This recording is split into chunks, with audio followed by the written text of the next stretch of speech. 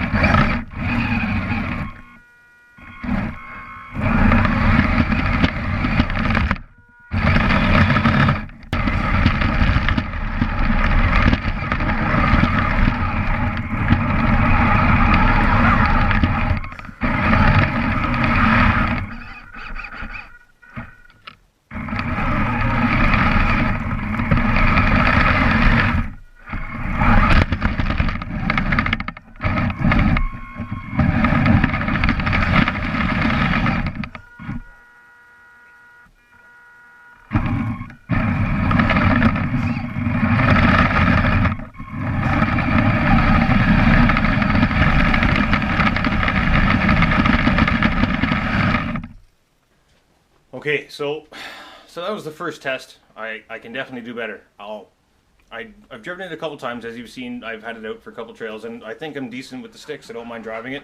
Got to do a head cam or a chest cam or onboard because I can't drive with one hand yet because I don't have either a Fly Sky radio to make it a pistol grip or get the saber tooth, and I can run any remote I want. But I don't have the money for either right now, but it's coming. It'll happen eventually. I just don't have it yet.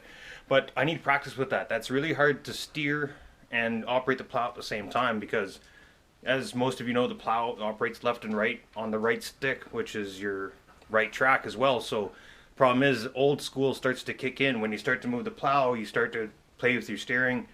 I didn't do a very good job out there. I need some practice, but that was a lot of fun. More to come on that thing for sure. I'm really enjoying the Kyosho Blizzard. Everyone keeps saying it's tough as nails. Upgrades are coming. I need practice. Thanks for watching.